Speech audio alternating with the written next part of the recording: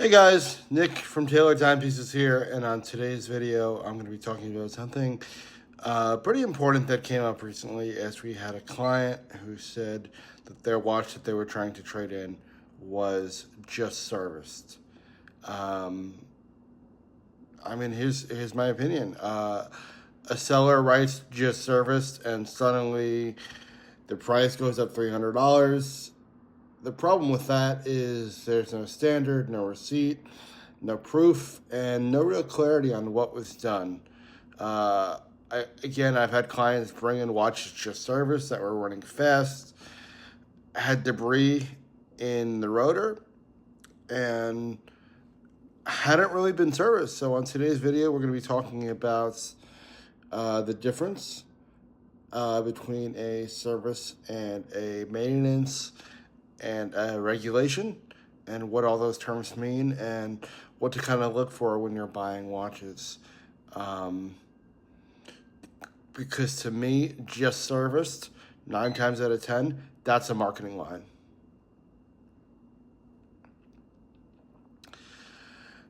So this is where most buyers and sellers get confused. When they see something that says just serviced, it doesn't necessarily mean that it has in fact been serviced. The difference between regulating a watch and servicing it is significant. And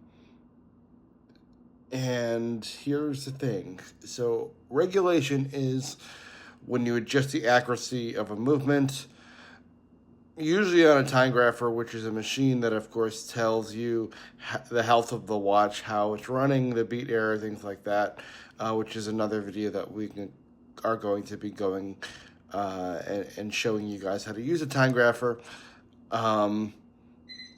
And sometimes that involves tweaking the balance wheel or the regulator arm to make sure it runs fast or slow. It's important, but it's not very invasive, and it can be done relatively quickly.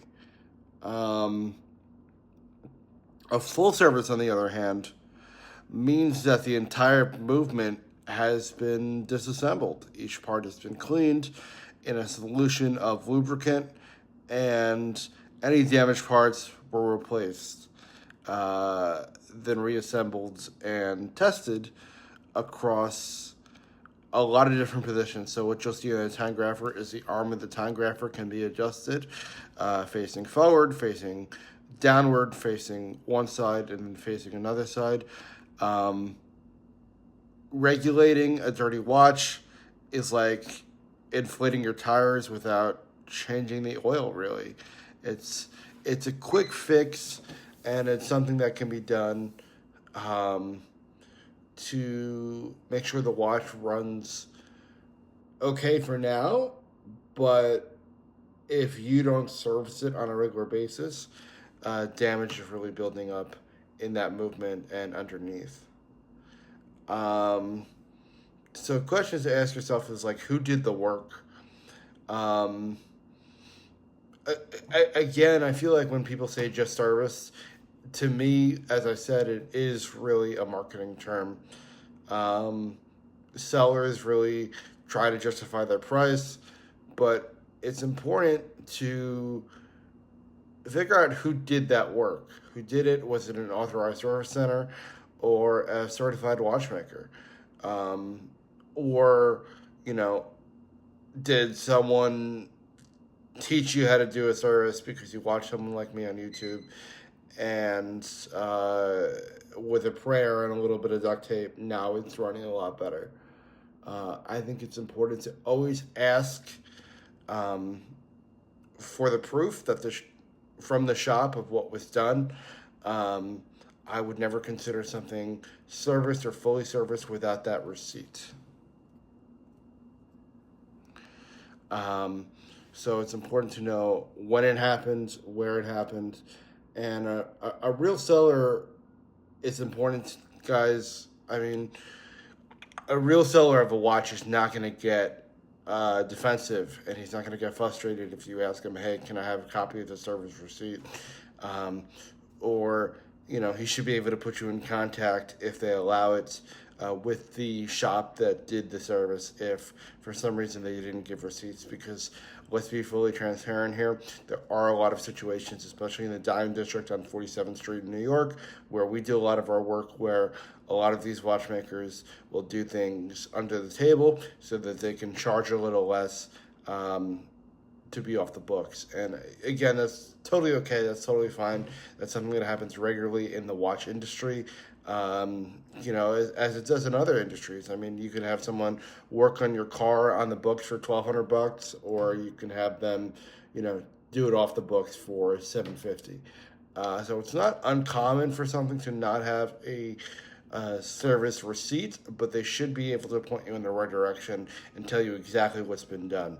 If they can't do that, if you say, hey, you said it was service, what parts were replaced, what was done, and they're like, I don't know, I know,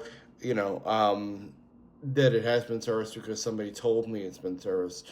That's something that a lot of people fall prey to as well in the watch collecting industry. Is a lot of times you'll have these end users say to me and say to my associates, hey, it's been serviced because the gentleman that I got it from told me it's been serviced. And there might be some trust built there, but as soon as you put in a time graph where it's running fast or it's running slow or it has a really bad beat error, whatever it is, and like I said, there are a lot of things to look for before buying that piece that people say is serviced, and I think that. Again, if I was to make a checklist, I think it's important to know when it was serviced, the date of service, the name of the people that the watchmaker that did the service on the piece. If it is a watch shop that is maybe not necessarily trustworthy or a mom and pop shop, I mean, of course, a service done by a official manufacturer such as Panerai or Rolex is going to be leaps and bounds more important than a service done by Johnny's House of Cogs in Chinatown.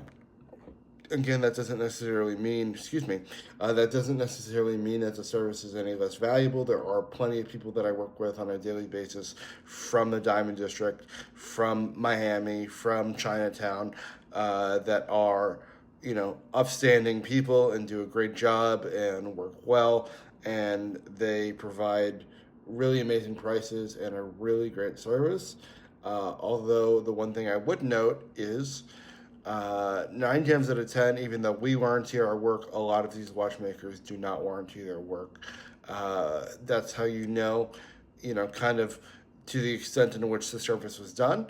If you are getting something that is serviced by an independent, is very different than getting something serviced by a manufacturer, which I'm sure you guys all know and can kind of draw that conclusion yourself. But the one thing to note is that if it was done by a manufacturer, they usually extend the warranty by at least a year or two. So it's always important, of course, to know that. And the one thing I find interesting with servicing is, when people say something has been serviced, it's always important to ask not only what was done and, as I said, the name of the watchmaker doing the service, but how was it running prior?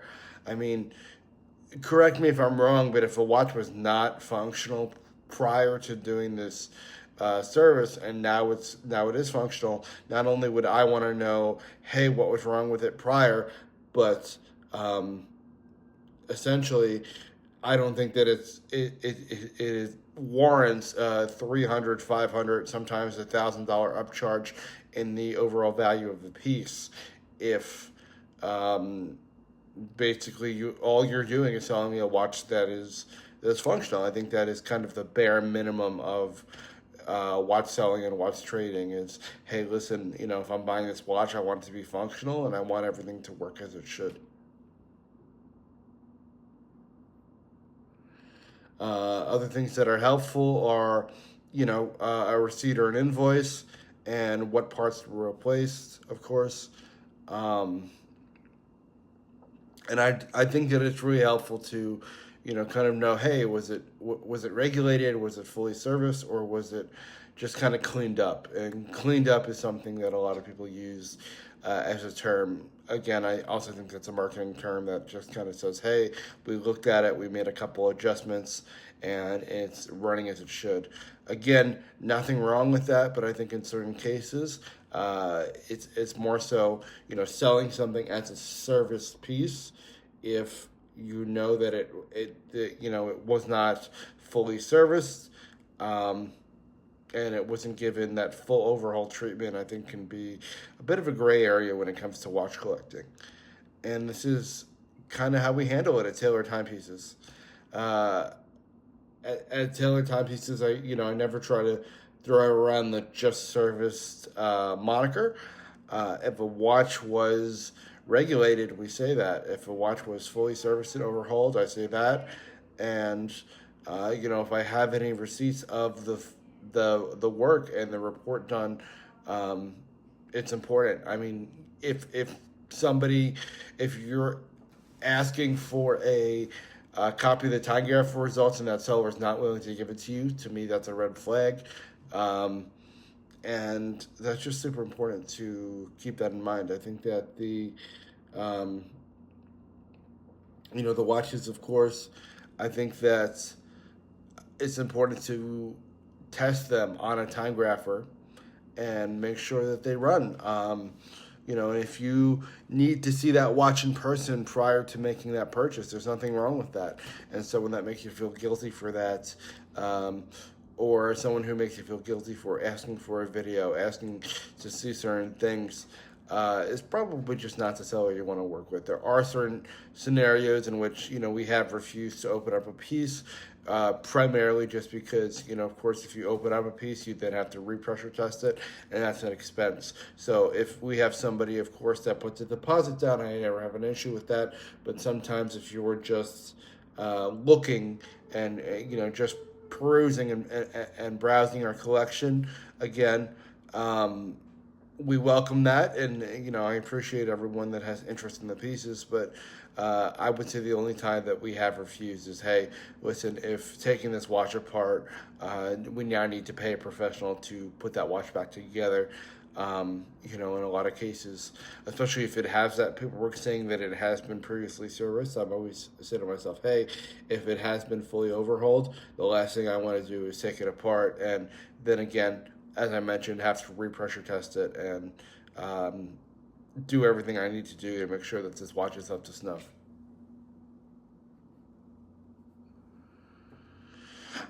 So that's it. I mean, my advice is to not get fooled by the buzzword just serviced and know exactly what you're looking at. Ask questions, demand documentation, and protect your wrists and protect your wallet from people that may not have the best intentions. If you found this video valuable, please subscribe. And we have more no-nonsense tips coming. Every day we try to post a video here at Tailored Timepieces, and we really believe that trust is very important in the watch industry. So again, I appreciate you guys giving this a watch, and no pun intended, of course, and I hope to see you in the next one. Thanks. Bye-bye.